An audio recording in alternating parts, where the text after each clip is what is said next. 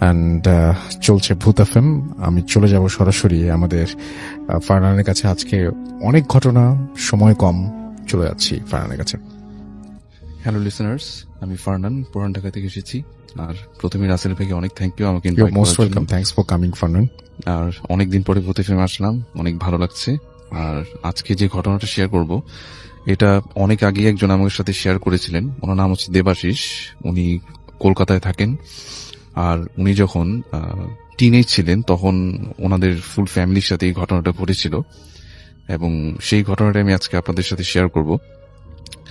তো দেবাশিস যখন ছোট ছিলেন তখন ওনার বাবা যেটা করেন যে কলকাতার কোন একটা ফার্নিচার শপ থেকে একটা আলমারি কিনে আনেন, এবং যখন এই আলমারিটা কিনে আনেন তখন সেটার স্পেশালিটি ছিল যে যখন তারা এই ফার্নিচারটা কিনে তখন যে দোকান থেকে কিনে সেই দোকান থেকে এটি খুব কম মূল্যে সেটা অ্যাভেলেবল ছিল তাদের কাছে। এবং এটা তার ফাদার যখন কিনে আনে তখন সে নিজেও অবাক হয়েছিলেন যে এত কম মূল্যে কিভাবে এটা নিয়ে আসবো, কারণ আলমারিটা ছিল বিভিন্ন বড় বড় শিপে, যে অনেক সময় দেখা যায় ব্যবহৃত যে কাঠের আলমারিগুলা সেরকম, এবং এটার স্পেশালিটি ছিল এটা ছিল প্রায় 6.5 ফুটের মতো লম্বা।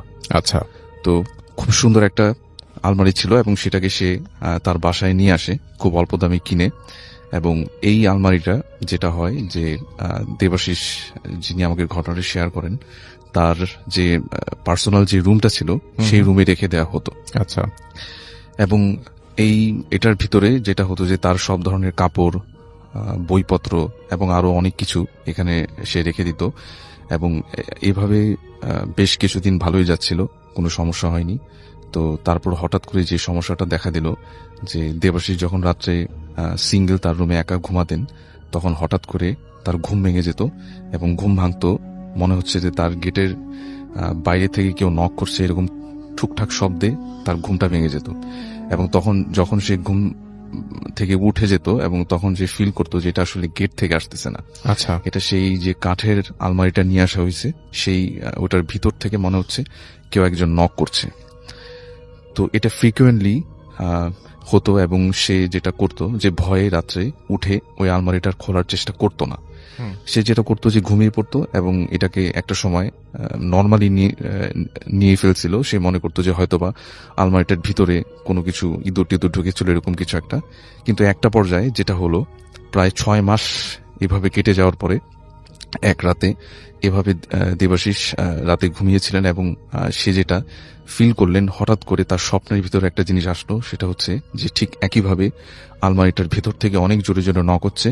এবং সে যেটা করলো যে সাথে সাথে ঘুম থেকে উঠে এবং আলমারিটা খুললো, খুব আস্তে আস্তে আলমারিটাকে খুললো এবং দেখলো যে ভেতর থেকে অনেক বড়, অনেক লম্বা, 6.5 ফুটের মতো লম্বা একটা ছায়ামূর্তি ওটার ভিতরে দাঁড়ানো, এবং সেটা তাকে গলা ধরে ভেতরের দিকে টানার চেষ্টা করছে। এবং সে অনেক ধস্তাধস্তির পরে সেখান থেকে মুক্তি পেল, এবং সাথে সাথে তার ঘুমটা ভেঙে গেল। আচ্ছা। দ্যাট মিনস এটা আসলে অ্যাকচুয়ালি হয়নি, এটা তার ব্যাড ড্রিম ছিল একটা।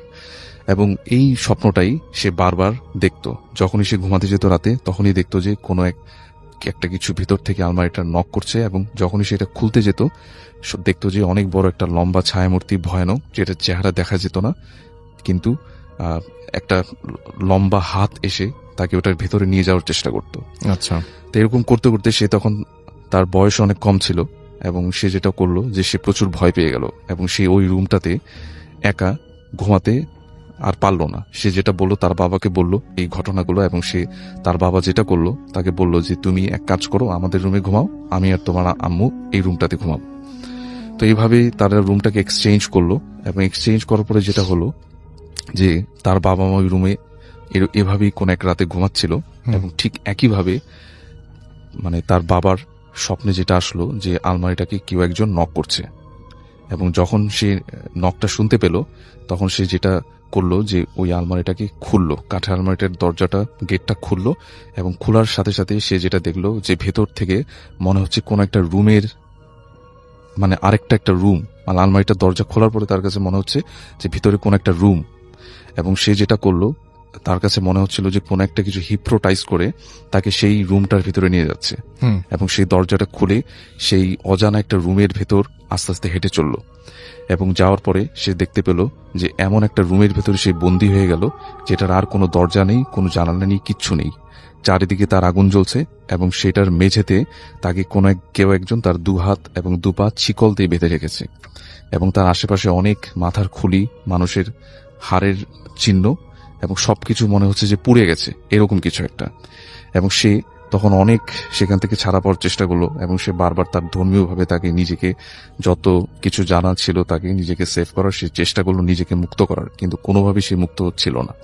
সে বারবার চেষ্টা করতেছিল যে আমি এখান থেকে যাতে ফিরে যাই, মানে আমি কোথায় আসলাম, এটা এই অচেনা পরিবেশ, এটা কোথায়।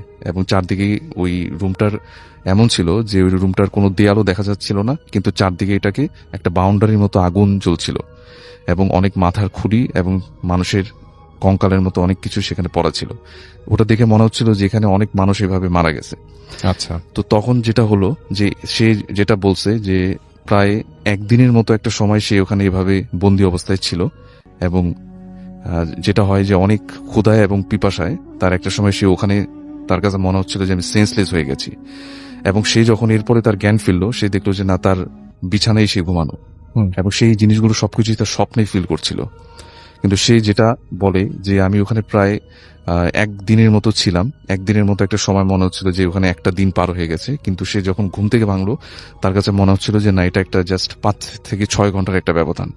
আচ্ছা, তখন সে বলল যে আমি তো, তার এটা কিভাবে সম্ভব, এবং ওনার হাত পা বিভিন্ন জায়গায় মানে পোড়ার বিভিন্ন চিহ্ন, ওনাকে মনে হচ্ছিল দেখে যে উনি কোন একটা জায়গায় মানে বন্দী ছিল, এরকম কিছু একটা, কিন্তু অ্যাকচুয়ালি কিন্তু এরকম কিছুই ঘটেনি। তো সে কিভাবে আসলে গেল ওটার ভিতরে সে নিজেও জানে না। সে পরে যখন এই ঘটনাগুলা মানে তাদের কোন একজন ধর্মীয় কোন একজন ব্যক্তির সাথে শেয়ার করলো, তখন তারা বলল যে এই আলমারিটা তাদের বাসা থেকে নিয়ে কোন একটা মাঠে মানে ভালো মতো জ্বালিয়ে দিয়ে এটার যে ছাইটা সেটা কোন একটা নদীতে ফেলে দিতে। এবং সে এরপরের দিন সেই কাজটাই করলো, এবং করার পরে সে যেটা চিন্তা করলো যে আলমারিটা আমি যেখান থেকে কিনে নিয়ে আসছি ওই দোকানটাতে যেয়ে আমি খোঁজ খবর নিব। কিন্তু সে যখন ওই দোকানটাতে গেল, দেখলো যে ওইখানে যে স্পেসিফিক শপটা থেকে যে এটা কিনেছিল ওই দোকানটা ওখানে বন্ধ, মানে ওখানে কোনো দোকান নেই। মানে যখন সে আশেপাশে জিজ্ঞেস করলো যে এটা আসলে কোত্থেকে সে এনেছিল, তখন বলল যে না, এখানে এরকম একজন ছিল যে কিনা এরকম একটা দোকান ছিল যেটা কয়েকদিন আগেই সে চলে গেছে আর কি, সবকিছু বন্ধ করে। এটাই ছিল ভাই আমার ঘটনা। Thank you so much, thank you. আমি চলে যাচ্ছি আবারও ডক্টর আলিফের কাছে, এবং আশা করছি যে তার দ্বিতীয় ঘটনাটা আপনাদের প্রথম ঘটনার মতোই অনেক অনেক অনেক ভালো লাগবে। চলুন শুনি ঘটনাটি, আশা করছি এটাও অনেক বেশি আনন্দ পাবেন। থ্যাংক ইউ রাসেল ভাই। সরি, আমার ঠান্ডা লেগে আছে। আর যে ঘটনাটা, দ্বিতীয় ঘটনাটা শেয়ার করবার আগে আমি আপনাকে আজকে শুরু থেকেই ঘটনা শুরু হয়ে যায় ভূতে ফেমে আসলে। সেটা হচ্ছে আপনার রুমে ঢোকার পরে আমরা বাবা রিলেটেড কথা বলছিলাম যে আমাদের প্যারেন্টস এখনো বাচ্চাই ভাবে। তো আমার নেক্সট ঘটনা বাবা রিলেটেড ঘটনা। আর এইটা বলবার আগে আমি আমার আগের ঘটনার একটা কথা একটু রিপিট করতে চাই। আমাদেরকে একজন জিজ্ঞেস করেছিলেন যে আমার ঘটনাটা তার ভালো লেগেছে, কিন্তু একসাথে একটা মানুষ কিভাবে 12টা বা 10টা জিন পালতে পারে। আমি একটু জাস্ট রিপ্লাই দিতে চাই যে আমি তো আর এই ঘটনাটার আদলে ওই মুহূর্তে ছিলাম না, কিন্তু আমার পরিচিত এমন একজন আছেন যিনি আসলে এরকম জিন দ্বারা আক্রান্ত, তারা কোনো মানুষই মানে সাধারণ মানুষই চায় না যে জিনকে তার পাপে পুষতে হবে বা পালতে হবে বা কিছু একটা, তারা অ্যাটাক করে বলেই তাদের মানে বাধ্যতা আর কি। তো যাকে দ্বিতীয় ঘটনায় যাচ্ছি, রাসেল ভাই আপনার মনোযোগটা বেশি কাম্য আমার। হ্যাঁ, দ্বিতীয় ঘটনাটা হচ্ছে আমারই একজন রোগীর ঘটনা। আচ্ছা, তার বাবার ঘটনা। রোগী উনি আসলে একজন ইঞ্জিনিয়ার, উনি এখন বর্তমানে সৌদি আরব আছেন, এবং সৌদি আরব থেকে রিসেন্টলি আমাকে ঘটনাটা শেয়ার করেছেন, এবং আমাকে বাংলাদেশে থাকতেই শেয়ার করতে চেয়েছিলেন, কিন্তু সামহাও তিনি চাননি বা পারেননি। তো এখন যেহেতু শেয়ার করেছে খুব রিসেন্টলি, আমি সেই জন্যই রিসার্চ আসতে করেছি আমি আসবো। তো এই ঘটনাটা ঘটে হচ্ছে 2007 সালে এবং মার্চের 4 তারিখে। সেদিন সব দিনের মতো তিনি বাসা থেকে অফিসে যান। অফিসে যাওয়ার পরে হঠাৎ করে দুপুরবেলা ফোন আসে যে তুমি তাড়াতাড়ি একটা হাসপাতালে চলে আসো। ঘটনাটা এরকম যে হাসপাতালে চলে যাবে, কাহিনী কি, উনি যে দেখে ওনার বাবা হসপিটালের ইমার্জেন্সির বাইরে পড়ে, মানে উনি একজন একটা লাশ ইমার্জেন্সির বাইরে পড়া দেখে, ওই লাশের পাশে তার ওয়াইফ বসে কাঁদছে। আমি একটু ঘটনার আগে যাই। যে ভাইটার স্টোরি বলছিলেন তারেক ভাই, উনি নিশ্চয়ই ঘটনাটা শুনছেন। তার বাবা ছিলেন তার সাথে এবং তিনি ম্যারিড ছিল। তো তার ওয়াইফ ছিল, তার বাবা ছিল এবং তার একটা ছোট ছেলে ছিল ফ্যামিলিতে। তো তার বাবা তার রুমের মধ্যে সেদিন সকালবেলা নাস্তার জন্য, নর্মালি কি হয় ঘুম থেকে উঠে রাত্রে সকাল 9টার দিকে ওর মার বাবা সবসময় ড্রয়িং রুমে এসে পেপার পড়তেন। তো সেদিন আর কেউ আসছে না। তার ওয়াইফ, তিনি সকাল 8টার দিকেই বাসার থেকে বেরিয়ে যান অফিসের উদ্দেশ্যে, জ্যাম লাগে এই জন্য বেরিয়ে যেতে হয়। তো তার ওয়াইফ এমন সময় দেখে যে সকাল 10টা 10:30 বাজে, কি ব্যাপার এখনো বাবা আসছে না। তো তিনি নক করে তার শ্বশুরের রুমে। নক করার পরে দেখে যে রুমের ভিতরে কেউ নাই। আচ্ছা। তো রাতের বেলা তো তার সাথে একসাথেই ঘুমাতে গেল এবং রাতের বেলা ওই জায়গায় একসাথে গল্প করেছে ওই রুমে। বাবা নাই কেন? তো মনে করে ওয়াশরুমের দরজাটা লাগানো আছে, ভেতর থেকে সিটকেনি লাগানো, তো বোঝা যাচ্ছে যে ওয়াশরুমের ভেতরে তাহলে বাবা। তো উনি কয়েকবার মনে হচ্ছে আচ্ছা তো দেরি হয়েছে ঘুম থেকে উঠতে, হয়তো ওয়াশরুমে আছে। তো অনেকবার নক করে, তো দেখে যে ভেতর থেকে কোনো রেসপন্স নাই। এরকম হয় মাঝে মাঝে, নক করলে রেসপন্স না করে কিছুক্ষণ পর ওয়াশরুম থেকে বের হয়। কিন্তু আধা ঘন্টা হয়ে যাওয়ার পরও ওয়াশরুম থেকে তিনি আসছেন না। তিনি আবারও নক করে এবং নক করতে থাকে কন্টিনিউয়াসলি, অনেক জোরে জোরে নক করতে থাকে, কিন্তু কোনোভাবেই কোনো রেসপন্স আসলো না। আচ্ছা। তিনি নিচের থেকে, আসলে ওনাদের বাসা দোতলা বাসা, বাসার লোকেশনটা আমি বলছি না। তো আগের বাসা তো এরকম আমাদের যেমন এখন বাসার দরজার নবগুলো এরকম যে ঘুরালেই খুলে যায়, এটা সিটকিনি সিস্টেম, সবাই বুঝতে পারছো। আচ্ছা। তো নিচে থেকে ওনাদের বাসার যে দারোয়ান এবং ড্রাইভার আসে সে ভাঙার জন্য, ওই মুহূর্তে আবার ভাইয়াকে অফিসে গাড়ি নামিয়ে চলে আসছে। তো ড্রাইভার সহ দরজা ভাঙে, ভেতরে ঢুকে দেখে তার বাবার মেঝেতে পড়া, মানে তারেক ভাইয়ের বাবা মেঝেতে পড়া, এবং ওই মুহূর্তে ওই অবস্থায় তাকে হসপিটালে নিয়ে আসা হয়। আর মেঝেতে যে পড়া ছিল মানে কড়া রক্ত, কালো রক্ত জমাট বেঁধে আছে মেঝের উপরে। তো সামহাও সে পড়ে গেছে বা কিছু একটা। তখন এই অবস্থায় এত কিছু চেক করার টাইম হয় নাই যে ওনার নিঃশ্বাস নিচ্ছে না, সাথে সাথে হসপিটালে নিয়ে গেছে। তো গাড়ির মধ্যে ওনাদের যে দারোয়ান উনি বলছিল যে আপা নিঃশ্বাস তো পাচ্ছি না। তখনই ফোন দেয়, তুমি তাড়াতাড়ি, আমরা হাসপাতালে নিয়ে যাচ্ছি, তুমি তাড়াতাড়ি আসো। ভাইয়া তখন হাসপাতালে এসে দেখে যে ইমার্জেন্সির বাইরে একটা লাশ পড়া এবং তার ওয়াইফ কাঁদছে। ততক্ষণে ডাক্তার ডিক্লেয়ার করেছে তার বাবা মারা গেছেন। মারা গেছেন এরকম ভাবে যে তখনও ওনার বাবার, মানে উনি তো মানে উনি বলছে যে আমি তো কাঁদলাম, আমি তো দেখে পাগল হয়ে যাচ্ছি, আমার বাবা আমার সামনে লাশ অবস্থায় আছে, আমি জাস্ট ওনার বুকের উপরেই মাথা রেখে কাঁদনা শুরু করলাম, যে বুকটার মধ্যে এখনো গরম, মানে খুব বেশিক্ষণ আগে যে মারা গেছে তাও না, বুকটা এখনো গরম। তো ডাক্তার বলল যে এই ঘটনাটা ঘটেছে সকালবেলা, ভোরবেলার দিকে 6টা-7টার দিকে, আর ওনার হার্ট অ্যাটাক হয়েছিল, কার্ডিয়াক অ্যারেস্ট হয়েছিল। আচ্ছা। তো এরকম জিনিসটা খুবই স্বাভাবিক, মেনে নিতে পারছেন না, কিন্তু at the end of the day আপনাকে মেনে নিতে হবে। মানুষ মারা যাবে, এটা তো সত্য কথা। তো তারা প্ল্যান করে প্রোগ্রাম করে বাসায় ডেড বডি নিয়ে আসে এবং আত্মীয় স্বজন একদম ভরে যায়, ডেড বডি মানে মানুষের ভিড় লেগে যায়। তাদের ঢাকায় প্রচুর আত্মীয় স্বজন, তাদের গ্রামের বাড়ি যশোরে, মানে গ্রামের বাড়ি বলতে তাদের বাড়ি আছে যশোরে, তাদের নিজেদের বাড়ি আছে যশোরে, আমি কোনো এলাকার নাম বলছি না। তো গুনগুন চলতে থাকে রাসেল ভাই যে কবরটা কোথায় হবে।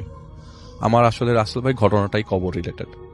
লাস্টে একটা ছোট্ট টুইস্ট আছে যে কবরটা কোথায় হবে। সবাই এই জিনিসটা নিয়ে গুনগুন করছে যে তোমরা আসলে ঢাকায় দিতে পারো, আজিমপুরে দিতে পারো, তোমরা নিজেরা দেখলা, তোমরা কয়বার যশোরে যাও। ওনার আবার 2 ভাই, আরেক ছোট ভাই আরেক জায়গায় থাকে, আরেক এলাকায় থাকে। তো বড় ভাইয়ের সাথে বাবা থাকতো। তো একটা সময় ডিসাইড হয় যে না, আমরা আমাদের পারিবারিক গোরস্থান যশোরে নিয়ে যাব। তো ডিসিশন পাকা হয়ে যায় এবং তাদের এলাকা ভিত্তিক মসজিদে সেদিন রাতে রাসেল ভাই, আমাদের ঢাকা শহরে প্রচন্ড বৃষ্টি চলছিল এবং ওই দিন ছিল আপনার সাগরের নিম্নচাপ এবং বৃষ্টিটা কন্টিনিউয়াস বৃষ্টি, কখনো জোরে কখনো আসতে, কিন্তু বৃষ্টি কোনোভাবেই থামবার ছিল না। তো মসজিদ টাইপের জায়গায় যেখানে খোলা রাস্তায় জানাজা দেবে এরকম সম্ভব না। তো যেহেতু সকালবেলায় মারা যায়, দুপুরবেলার জানাজা না হয়ে আসরের ওয়াক্তে জানাজা হয় এবং ডিসাইড করে যে আমরা আসরের পরপর রওনা দিব যশোরের উদ্দেশ্যে। আচ্ছা। তো আসরের নামাজ শেষ হয়, নামাজের সময় আপনার ওই মসজিদে আবার এখন যেরকম মসজিদে লাশ রাখার জায়গা বাইরে রাখে, একটা রুমের ব্যবস্থা করা, ওই মসজিদটাতে এই রুমের ব্যবস্থা করা ছিল না যে লাশটা যেখানে রাখবে। তো লাস্ট মানে ডেড বডিটা মসজিদের ভিতরে নিয়ে যায়, তারেক ভাই বাবার ডেড বডি মসজিদের ভিতরে নিয়ে জানাজা হয়। তো জানাজার পরে আমরা সবাই জানি যে সবাই জানাজার পরে একটু ক্ষমা প্রার্থনা করে, মানে ক্ষমা চায় সবাই, এলাকা ভিত্তিক কোনো ঝামেলা থাকলে, কোনো টাকা ডিউ থাকলে বলে যে তার ছেলে এইসব বলতে থাকে। এই অ্যানাউন্সমেন্টটা করার সময় ওই রুমটায় কমপ্লিট সাইলেন্স ছিল, কিন্তু সবচেয়ে ইম্পর্টেন্ট এবং সবচেয়ে আশ্চর্য ব্যাপার হলো ওখানে একজন কাঁদছিল। এই কান্নাটা কোনো পুরুষের কান্না না, মহিলা, খুবই ডিফারেন্ট কান্না। আচ্ছা, ওকে। আমি আগে একটা জিনিস বলে নেই, তার মা কিন্তু বেঁচে ছিলেন না, তার বাবা তার সাথে ছিলেন।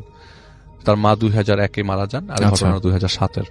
তার মানে অনেক আগেই মা মারা গেছেন। কিন্তু রাসেল ভাই এই কান্নাটা এমনও না যে মসজিদে তাদের সাথে কোনো মহিলা এসছে, তাদের বাসার পাশেই মসজিদ, তো মহিলারা সব বাসায় ছিল, কিন্তু মসজিদে সব পুরুষ মানুষ ছিল। তাহলে কান্নাটা কে করছে? আর ওই মুহূর্তে মানে ডেড বডিটা কফিনের ভিতরে ঢুকানো হয়নি, আমাদের সো কল্ড নর্মাল কফিন গুলা, বিদেশি কফিন না, কফিনে ঢোকানো হয় যেগুলো নরমালি হয়। আর যেহেতু বাইরের বৃষ্টি পড়ছে, ওয়েদারটাও ঠান্ডা, তাদের এত ঝামেলাও হয় নাই যে গরমে নষ্ট হয়ে যাবে বা কিছু একটা, এমনি চাপাতা দিয়ে ব্যবস্থা করার হয়েছে আর কি। কিন্তু ওই মুহূর্তে মানে মসজিদের খাটিয়ার মধ্যেই লাশটা ছিল, কিন্তু ওইখান থেকে কেউ সামহাও কান্না করছে। এই জিনিসটা অ্যানাউন্সমেন্ট শেষ হয়ে যায়, আর উনি খুব অবাক দৃষ্টিতে তাকায় থাকে আসলে ঘটনাটা কি ঘটছে। মানে তারেক ভাই, ওনার ছোট ভাই, ওনার ফুফাতো ভাই, ওনার খালাতো ভাই, সবাই কান্নাটা শব্দ পায়। কান্নাটা আসছে কোথা থেকে? মসজিদের ঠিক মাঝখান বরাবর কান্নাটা আসছে মসজিদ থেকে হঠাৎ করে। তারা খুব অবাক হয়ে যায়, এবং অবাক হওয়ার একটা পর্যায়ে তারা ডিসাইড করে না, এখন আর ডেড বডিটা কাউকে দেখাবো না। যেহেতু পুরুষ মানুষের লাশ অনেক আত্মীয় স্বজন না দেখলেও মসজিদে বা জানাজার পরে দেখার চেষ্টা করে, বলে না এখন আর কাউকে ডেড বডি দেখাবো না, এখন ডিরেক্টলি কফিনে ঢুকে আমরা রওনা দিয়ে দেবো, কারণ আমাদের যশোর পৌঁছতে হবে রাত্রের মধ্যে, আগামীকাল সকালবেলা আমাদেরকে কবরস্থ করতে হবে। তো তাদের এরকম লোকজন আসতে থাকে যে সবাই রিকোয়েস্ট করতে করতে বা রিকোয়েস্ট রিফিউজ করতে করতে সন্ধ্যা 6টা বেজে যায়, মাগরিবের ওয়াক্ত প্রায় কাছাকাছি। তো তারা রওনা দিয়ে দেয়, এবং রাস্তার মধ্যে তারা মাগরিব পড়বে এরকম প্ল্যান করে। তো একটা সময় তেল নিতে হবে গাড়িতে, আর অ্যাম্বুলেন্সটা ওই মুহূর্তে তারা অ্যাম্বুলেন্সটা, আর এখন যেরকম আপনার অ্যাভেলেবেল আপনার ওই যে ফ্রিজিং কারগুলো, ওই সময় এত ফ্রিজিং কার অ্যাভেলেবেল ছিল না। তারা এই একটা অ্যাম্বুলেন্স কল করে, এবং অ্যাম্বুলেন্সে ডেড বডি উঠাই দিয়ে তাদের সাথে টোটাল 6টা অ্যাম্বুলেন্স যায়। যে কজন লোক আত্মীয় স্বজন লাশ দেখতে এসেছিল অর্ধেক হয়ে যায় যশোরের নাম শুনে, আর সবাই তো যশোর যাবে না। তো এই জায়গাটায় যদি সবাই যেত তাহলে একটা ভাল লাগতো, যে আপনি একটু নিশ্চিন্তে থাকতেন, এত মানুষ যাচ্ছে। তখন এমনিতেও আপনার মানে সাহস দেওয়ার মতো লোক থাকে, এখন কমতে শুরু করেছে অলরেডি। টোটাল মনে করেন পুরা মসজিদে ভরপুর মানুষ ছিল এলাকার লোকজন মিলে, কিন্তু টোটাল যাচ্ছে মাত্র 16 জন মানুষ যশোরে তাদের সাথে। তো 16 জনের জন্য 2টা গাড়ি, তাদের গাড়ি আর একটা গাড়ি ভাড়া করে, যাতে একটু আরাম করে যেতে পারে। যশোর তো অনেক বড় রাস্তা, আর 2007-এ এত ভালো, মানে ওই জায়গার রাস্তাটাও কিছু জায়গা ভাঙা ছিল। আমার ঘটনাটা বলার উদ্দেশ্য হচ্ছে যে তারা রওনা দিয়ে দেয়, এবং রওনা দেওয়ার সময় টেনশন করতে থাকে যে লাশটা ঠিক মতো নিতে পারবো কিনা। এটা তার মনের মধ্যে থেকেই লাগে যে ঠিক মতো পৌঁছাতে পারবো নাকি আজিমপুরই দাফন করে ফেললে ভালো হইতো। এই দোটানার মধ্যে তারা রওনা দিয়ে দেয় 2 ভাই মিলে, কারণ 2টা ভাই, তাদের কোনো বোন ছিল না। রাস্তার মধ্যে তেল নিয়ে তারা রওনা দেয়। এমন সময় বৃষ্টি নামা শুরু করে, এবং রাসেল ভাই এমন বৃষ্টি যে গাড়ি উড়াই নিয়ে যাবে এরকম বৃষ্টি। আরিচা ফেরিঘাট পার হয়, তারা ডিসাইড করে যে তারা টাঙ্গাইল দিয়ে যাবে না, তারা আরিচা হয়ে যাবে। আরিচা ফেরিঘাট ক্রস করে, আরিচা ফেরিঘাট ক্রস করতে করতে তাদের অনেক সময় লাগে, কারণ আরিচাতে ওই দিন প্রচন্ড বৃষ্টি পড়ছে, ওই পাশের ফেরি এই পাশে আসছে না। তো তাদের সময় লাগে রাত্র 9:30 মতো, এবং আরিচাতে প্রায় 3 ঘন্টা 3.5 ঘন্টা। আরিচাইতে যাওয়ার পথে যে জিনিসটা সবচেয়ে বেশি আপনাকে ভাবাবে সেটা হচ্ছে আপনার ওই রাত হয়ে যায় তো, সন্ধ্যা 7টা-8টা। অ্যাম্বুলেন্সের ভেতরের পজিশন ছিল যে ওনার ফুপাতো ভাই অ্যাম্বুলেন্সে তাদের সাথে লাশের গাড়িতে ওঠে, এবং যে ভাই তারেক ভাই, তার সাথে তার ফুপাতো ভাই পেছনে ছিল, আর তার ছোট ভাই যে সাদিক ভাই, উনি সামনে বসে, আচ্ছা, ড্রাইভারের সাথে, এবং লাশ ছিল তাদের সামনে। তো তারা কোরআন শরীফ এবং মানে তারেক ভাই তসবিহ পড়তে থাকে, এবং তার সাথে যে ফুফাতো ভাই উনি আবার কোরআনে হাফেজ ছিলেন, উনি কোরআন শরীফ পড়তে থাকে কন্টিনিউয়াসলি। এমন সময় ভেতর থেকে, আরিচা তখনও পৌঁছায় নাই, ভেতর থেকে মনে হয় যে ভিতর থেকে কেউ হাতুড়ি দিয়ে পেরেক মারছে লাশের খাটের, মানে কফিনের ভেতর থেকে। আচ্ছা, পেরেক মারছে যে মনে হয় যে এখনই ঢাকনাটা খুলে আসবে। তো এটা কি এরকম যে রাস্তার কিছুক্ষণ ঝাঁকির কারণে এরকম মনে হয়, এবং ভেতর থেকে মনে হচ্ছে, ভেতর থেকে এটা কি ঝাঁকির কারণে মনে হচ্ছে? উনি খুব প্রপারলি খাটিয়ার দিকে তাকিয়ে থাকতে থাকে, যেটা কি শব্দটা আসলে খাটিয়ার ভেতর, মানে খাটিয়া বলে কফিনের ভেতর থেকে আসছে কিনা। মনে হচ্ছে কেউ পেরেক ভারী বাড়ি মেরে খুলছে। আরিচা ক্রস করার পর গাড়ি চলছে, হঠাৎ করে কি হলো, ওনাদের কফিনের উপরে ঢাকনাটা সরে কিছুটা ফাঁকা হয়ে গেল। আচ্ছা, এটা হয়েছে যে রাসেল ভাই একটা ভাঙা রাস্তার কারণে, আমি বলছি ভাঙা রাস্তার কারণে এটা সরে যায়। কিন্তু মজার বিষয়, ঢাকা থেকে রওনা দেওয়ার সময় ওই কফিনের 4 কোনায় 4টা বড় পেরেক মারা হয়েছিল, যাতে কোনোভাবে কফিনটা এটা না সরে যায়। রাইট। কিন্তু এই 4টা পেরেক সরালোকে রাস্তার মধ্যে হঠাৎ করে ঢাকনাটা সরে যায় এবং তারা স্পষ্ট জিনিসটা দেখে যে ওনার বাবার মাথার যে গিটটা সেটা খোলা। গিটটা বেঁধে দেওয়া হয়েছিল ওই লাশ গোসল করানোর পরে মসজিদে নেওয়ার সময়, পুরা গিটটা খোলা, আমার একদম আলগা হয়ে আছে। তো তার ফুপাতো ভাই বললো, আচ্ছা ঠিক আছে, তুমি কিছু করো না, গিটটা খোলা রাখো, এরকমই থাকুক, তুমি উপরে ঢাকনাটা লাগাই দাও, কন্টিনিউয়াসলি আল্লাহকে ডাকতে থাকো। প্রায় 3 থেকে 3.5 ঘন্টা পর, প্রায় 3 থেকে 4.5 ঘন্টা পরে, রাত তখন 1:30 কি 2টা, রাস্তার মধ্যে সবাই থামে এবং ওনারা সিনক্রোনাইজ করে নেয় যে 3টা গাড়ি যাচ্ছে ওনাদের সাথে, ওরা যেন ফোন দিলে একই জায়গায় চলে আসতে পারে, মানে আপনার একটা জায়গায় এসে থামতে পারে, ওরা একসাথেই যাচ্ছে আর কি, কেউ আলাদা আলাদা যাচ্ছে না। তো ওনারা চা খাওয়ার জন্য থামে এবং তখন বাজে রাত 2টা 2:30, চা খাওয়ার জন্য ওরা থামে এবং চা খায়। চা খাওয়ার পরে গাড়িতে রওনা দেয় এবং কেউ খেতে চেল না আর কি, খুব আহামরি খেতে চেল না, কারণ মানুষ মারা গেছে, কি খাবে, মানে মনও তো ওরকম ভাবে টানে না, আর কারোর সাথে কেউ ওরকম ভাবে আহামরি কথাও বলছে না, সবাই নিজ নিজ আপনার ইবাদতে ব্যস্ত, সবাই দোয়া করছে আর কি। তো রাস্তা দিয়ে যাওয়ার সময় চাটা খাওয়া শেষ, খাওয়ার পর তিনি রওনা দিলেন। রওনা দেওয়ার পরে হঠাৎ করে পথিমধ্যে রাসেল ভাই গাড়িটা বন্ধ হয়ে গেল। আচ্ছা। তো গাড়িতে সিগন্যাল দিল এবং রাস্তায় অনেকে হেল্প চাইলো এবং কন্টিনিউয়াসলি বৃষ্টি আসছে, এখানে বৃষ্টি কিন্তু একবারও থামে নাই, বৃষ্টি পড়ছে, গাড়ি থেকে নামতে পারছে না, আর যে ড্রাইভার ওই গাড়ির, সে যে চেক করবে, এত বৃষ্টি যে বের হতে পারতেছে না, বের হতে ভিজে যাবে। রাইট। তো একটা সময় ডিসাইড করে, না গাড়ির কি সমস্যা দেখতে হবে, আর মাইক্রোবাস, ওনাদের যে মাইক্রোবাস, ওইটার ইঞ্জিন তো সামনে, তো সামনে যেতে হবে। তো গাড়ি থেকে নামে যে না আমি চেক করব, আর এর মধ্যে ওনারা ফোন দিয়ে বারবার চেষ্টা করছে যে 2টা গাড়িতে, আর 2টা গাড়ি যাদের সাথে ছিল তাদের সাথে কন্ট্যাক্ট করা, তোমরা কি আমার আগে চলে গেছো না তোমরা পিছনে আসো। এটা দোয়া পড়তে পড়তে একটা সময় খেয়াল করতে পারে না যে গাড়িগুলো আগে চলে গেল নাকি পিছনে রয়ে গেল। তো ফোন দিচ্ছে, ওইখান থেকে কেউ ফোন রিসিভ করছে না, একটাতে ফোন যাচ্ছে না, একটাতে ফোন রিসিভ করছে না। এমন সময় তাদের গাড়িতে ড্রাইভার এসে বললো যে এই তো মনে হয় ব্যাটারি পড়ে গেছে, স্টার্ট হবে না, এখনই স্টার্ট হবে না, একটা ব্যাটারি লাগবে, অথবা রাস্তা দিয়ে যাতে পথে কোনো গাড়িকে আটকায় ব্যাটারি সাপোর্ট নিতে পারে, সম্ভবই না। প্রায় ঘন্টা খানেক তারা তো ওই জায়গায়, মানে তাদের অবস্থা, সাথে লাশ প্লাস একটু আগে একটা শব্দ তাদের কাছে বেশ মানে ডিফারেন্ট লাগছে। তার বাবার লাশ নিয়ে যাচ্ছে, কিন্তু ভয় কাজ করছে সবচেয়ে বেশি, লাশ নিয়ে এসে যাওয়ার সাথে ভয় কাজ করছে। তার পুরুষ মানুষ এত ভয় পাবে এই জিনিসটা তারা কখনো কল্পনা করেনি, তাও তার বাবার সাথে। তো রাসেল ভাই, যে আমি আগেও একবার এপিসোডে বলেছিলাম যে যতক্ষণ মানুষ আছেন ভালো আছেন, মানুষ মারা গেলেই লাশ হয়ে যাবে, তখন সম্পর্কটা ডিফারেন্ট হয়ে যায়, ভয়টাও কাজ করতে থাকে। হঠাৎ করে একটা মানুষ আসে রাসেল ভাই এখানে, ওই মানুষটা আসার পরে বলে যে আপনারা কোথায় যাবেন। সাধারণ মানুষ, এমন না যে সাদা কাপড় পরা লম্বা মানুষ, এরকম কিছু না, একটা সাধারণ মানুষ বলে যে আপনারা কোথায় যাবেন, বলে যে আমরা তো যশোর যাচ্ছি। তখন ওই জায়গা থেকে তাদের বাড়ি প্রায় 20-25 কিলোমিটার দূরে, আর ওই জায়গাটা কোন জায়গাটা এখন যেরকম জিপিএস দেখে দেখতে পারেন, তখন এরকম প্রপারলি বোঝা যাচ্ছে না তারা কোথায় আছে। তাদের যশোর থেকে খুব দূরেও না। ওই লোকটা এসে বলে যে লাশটারে নিয়ে যশোর যায় না, আর এটার আশেপাশে কোথাও দাফন করে ফেলেন। তখন ওনারা গাড়ির ভেতর থেকে বলে যে আপনি কে, যান এখান থেকে, যান সরেন, যে আপনি বলার কে, লাশটা কোথায় নিব। ভয় লাগতে থাকে একটা পর্যায়ে। তো পেছন থেকে একটা গাড়ি দেখে হঠাৎ করে, তো গাড়িটা দেখে যে তাদের পাশে এসে থামে এবং খুব আশ্বস্ত ফিল করে, তাদের যে গাড়িতে সবচেয়ে বেশি পুরুষ মানুষ ঢুকেছিল 7 জন, ওই গাড়িটা তাদের সামনে আসে, তাদের পেছনে ছিল এটা। তাদের ভাগ্যক্রমে গাড়িটা তাদের কাছে চলে আসে এবং ব্যাটারির সাপোর্ট নিয়ে গাড়িটা স্টার্ট দেয় আর কি। তো একটা পর্যায়ে মানে ওয়াশরুমের জন্য তাদের 5 কিলোমিটার পরে থামতে হয়, গাড়িটা নিয়ে থামে। তো থামার ওই অবস্থায় যেরকম ছিল লাশ সেরকম, তারা সবাই নামে গাড়ি থেকে আবার উঠতে যেয়ে দেখে যে তাদের ওই কফিনটা থেকে ঢাকনাটা সরানো এবং তার বাবার মাথার গিটটা পুরাটা খোলা, ফেসটা পুরো ভিজিবল। এটা তো তাদের কাছে একদম আর নর্মাল লাগতে থাকে না। যত তাড়াতাড়ি যশোর চাও, যত তাড়াতাড়ি যশোর যেতে পারো, এবং সবচেয়ে রং ডিসিশন যশোর চলে আসা।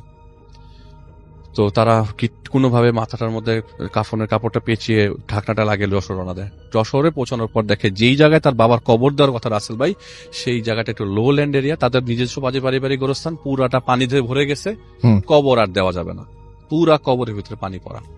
তার ফুফাতো ভাই বলতে থাকে যে আসলে এইটা বাদ দেন তারেক ভাই, আপনি আমাদের কবরস্থানে চলেন। তাদের ফুফাতো ভাই মানে ফুফাতো ভাইয়ের দাদার বাড়ি হচ্ছে তার বাড়ি থেকে প্রায় 15-20 কিলোমিটার দূরে, তো চলেন। ওই মুহূর্তে সকাল 7টার দিকে তারা ওই কবরস্থানে ব্যাক করে। রাসেল ভাই কবর দেওয়া শেষ হয়, ওখানে আবার নতুন করে কবর খোঁড়া হয়। কবর করতে করতে সকাল 9টা, বৃষ্টি তখনও পড়ছে উপরে, তখন সামিয়ানা টাঙিয়ে নিয়েছিল। কবর দেওয়া হয়, কবর দেওয়া শেষ হয়।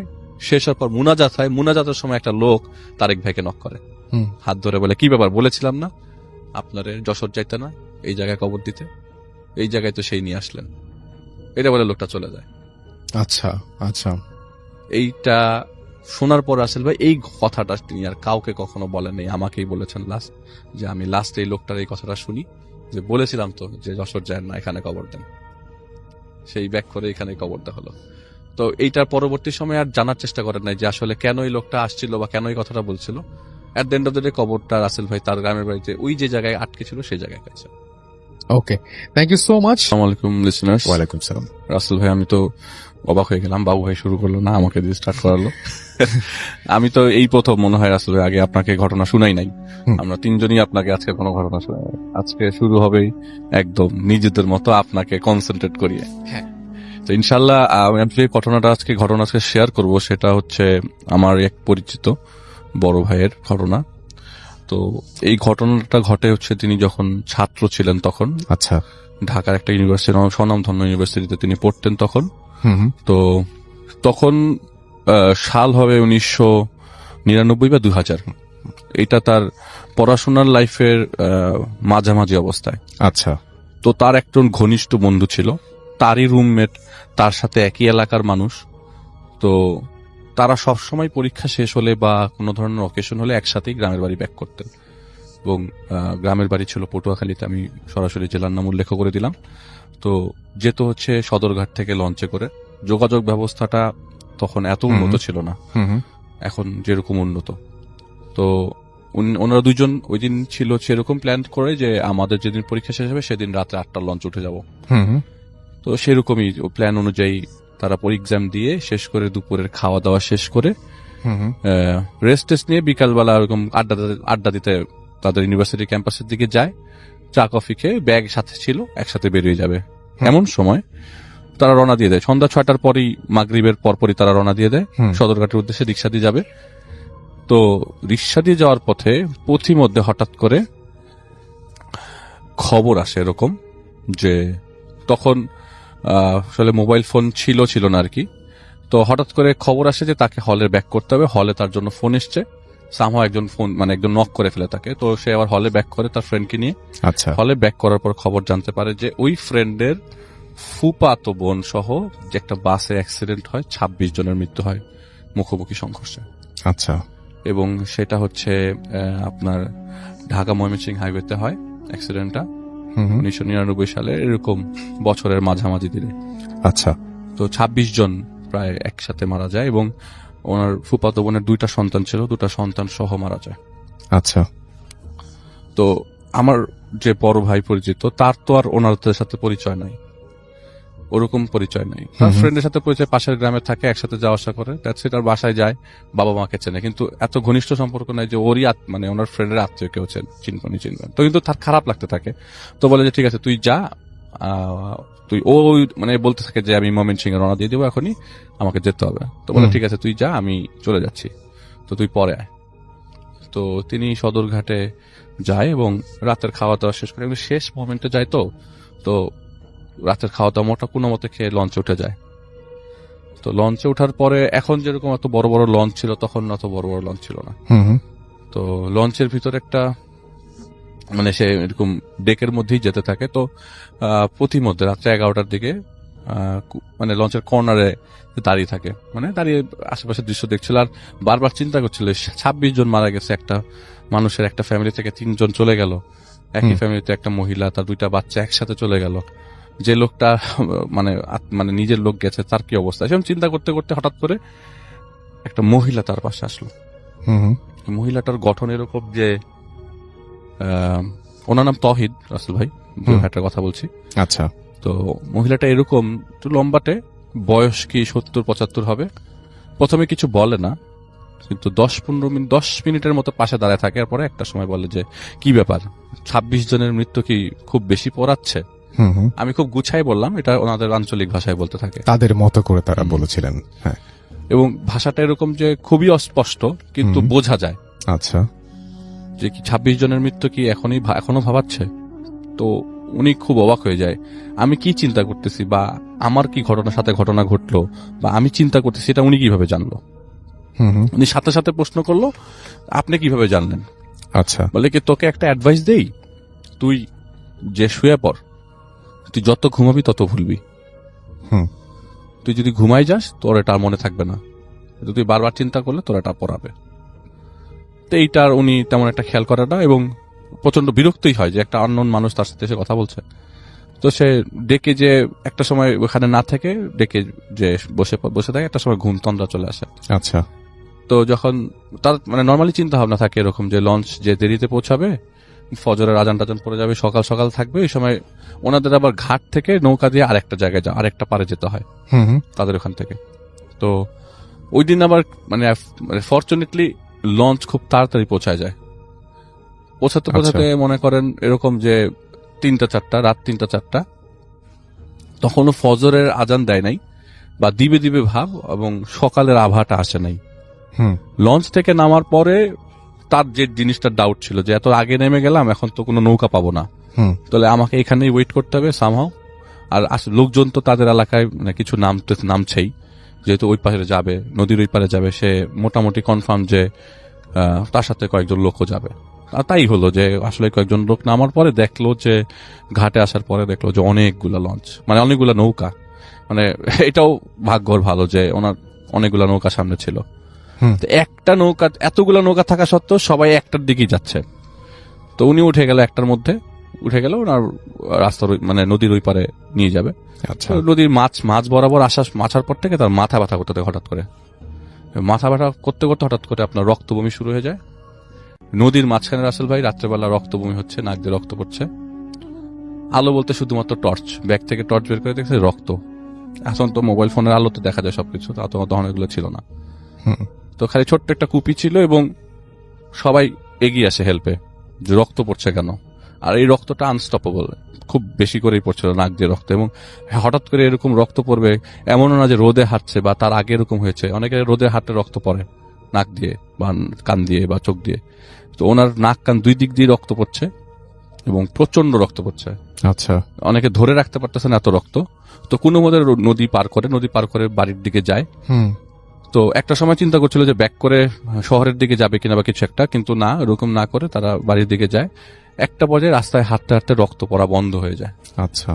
তো তার ওই যে মাথা ব্যথাটা কন্টিনিউয়াসলি হতে থাকে, হঠাৎ করে রাস্তার মধ্যে বসে পড়ে, আর মুভ করতে পারে না। এবং ভাগ্য ভালো ওই সময় ওই যে একটা লোক তার সাথে ছিল, সে তাকে বাড়ি পর্যন্ত পৌঁছে দেয়। আচ্ছা। এটা আমার ঘটনার অর্ধেক। এটা অর্ধেক। আচ্ছা। তো মোটামুটি সে ওই দিনটা পার করে। দিনটা পার করার কারণে মানে কোনো মতে পার করে যায়, কিন্তু তার মনেতে থাকে ওই মহিলার কথাটা বারবার, যে যিনি তাকে তার মনের কথাটা বুঝে গেছিল, এটা তাকে বারবার পোড়াতো।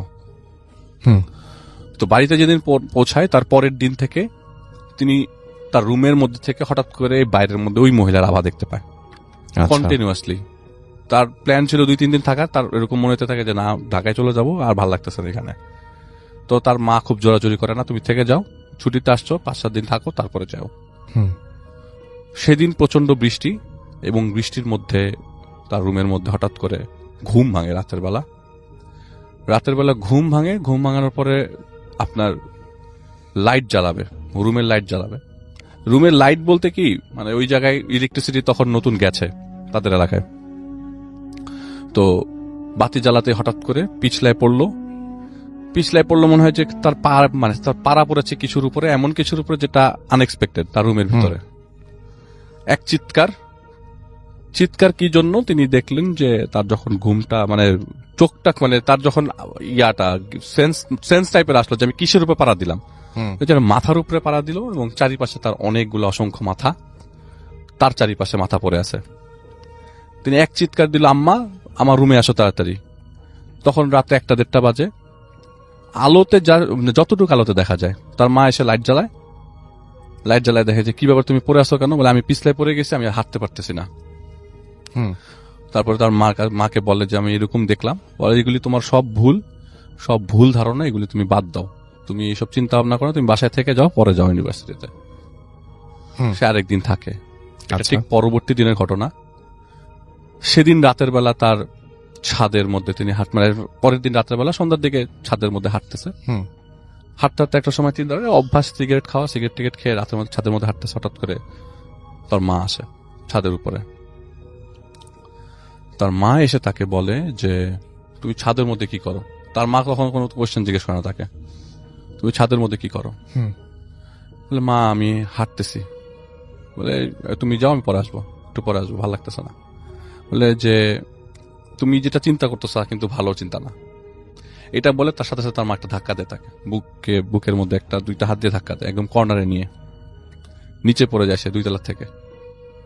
এবং তার হাঁটুর মাঝখানটা পুরাটা গুঁড়া হয়ে যায়, মানে হাঁটুর হাড়টা বোনটা পুরো ব্রেক হয়ে যায়, ভেঙে যায়। হসপিটালে নেওয়ার পরে ডাক্তার বলে যে এটা ঠিক হতে অনেকদিন সময় লাগবে এবং হাঁটতে সে প্রপারলি পারবে না আর। তো জিনিসটা পড়াতে থাকে যে নিজের মা কিভাবে তাকে ধাক্কা দেয়, আর তার সাথে এরকম জিনিস কেন ঘটতেছে। তো সবাই এতক্ষণ চিন্তা করলেন ওই 26টা লাশ, সবাই এটা চিন্তা করতেছে। আমি 100% শিওর যে 26টা লাশ, নাক দিয়ে হঠাৎ করে রক্ত, বারবার একই জিনিস চিন্তা, এটা কেন আসছে। পরবর্তী সময় তার বাবা এই জিনিসটা জানতে পারে এবং বুঝতে পারে, এবং এটা তাকে একজন তাকে ইনফর্ম করে এরকম ভাবে যে তিনি যে এতদিন যেগুলি মানে দেখলো, এটা তার ফ্রেন্ডের কারণে হয়েছে, খুব ঘনিষ্ঠ ফ্রেন্ডের কারণে হয়েছে। তার ফ্রেন্ড চায় না সে ক্লাসে প্রপারলি পড়াশোনা করুক, তার ফ্রেন্ড চায় না সে প্রপারলি উঠুক, এবং যেটা চেয়েছে সেটা সে পেরেছে। 1 বছরের জন্য সাকসেসফুলি তাকে বাসায় বসিয়ে দিল। এবং 26 জন যে মারা গেছে এগুলি সব ভুয়া কথা, এরকম কিছুই ছিল না। এটা জাস্ট তাকে ডিস্ট্র্যাক্ট করার জন্য ছিল। একটা পর্যায়ে ডিস্ট্র্যাক্টে সে সফল হয়েছে এবং 1.5 বছরের জন্য বাসায় বসিয়ে দিয়েছে। এবং তার ফ্রেন্ড চাচ্ছিল না সে পড়াশোনা কন্টিনিউ করুক। পরে জানতে পারলো সেই ফ্রেন্ডটার সাথে সেই ফ্রেন্ডটা প্রায় 16টা খারাপ জিন পালে। ও মাই গড। এবং সে এরকম অনেকের ক্ষতি করেন, আচ্ছা, এবং ক্ষতি করে চলেছেন। তো পরবর্তী সময় সে আর ওই ফ্রেন্ডের সাথে যোগাযোগ না করে ইউনিভার্সিটি ছেড়ে দিয়ে অনেকদিন পড়াশোনা না করেছিল। অনেক পরে 2008-এর দিকে তার পড়াশোনা শেষ করে, অথচ তার 2001-এ পড়াশোনা করা শেষ হয়ে যাওয়ার কথা। এটা ছিল ঘটনা রাসেল ভাই। কিন্তু এটা রিভিল হওয়ার পরে ওই ফ্রেন্ডকে অনেক খোঁজার চেষ্টা করে যে এই জিনিসটা, তো ওই যে লোক তাকে রেফারেন্স করে দিয়েছিল যে তোমার ঘনিষ্ঠ একটা বন্ধু করেছে, কিন্তু ওইটা আপনি কিভাবে বুঝলেন এটা ওই ফ্রেন্ড? তার আর কোনো ফ্রেন্ড নাই তার সম্বন্ধে এতকে ভালো করে জানতো। আর ওই দিন ওই ফ্রেন্ডের ওই পটুয়াখালী না যাওয়ার কোনো কারণই নেই। হঠাৎ করে জিনিসটা দেখালো যে তার আত্মীয় মারা গেছে, কিন্তু এরকম কোনো ঘটনা পরে আর জানতে পারে নাই যে আসলে এরকম কেউ মারা গেছে কিনা। জানলে তো অবশ্যই খবরে আসতো, পেপারে আসতো। Very true, very true. তো সেটা ধরে নিয়েছে এটা তার ওই ফ্রেন্ডের ঘটনা, এবং ওই ফ্রেন্ড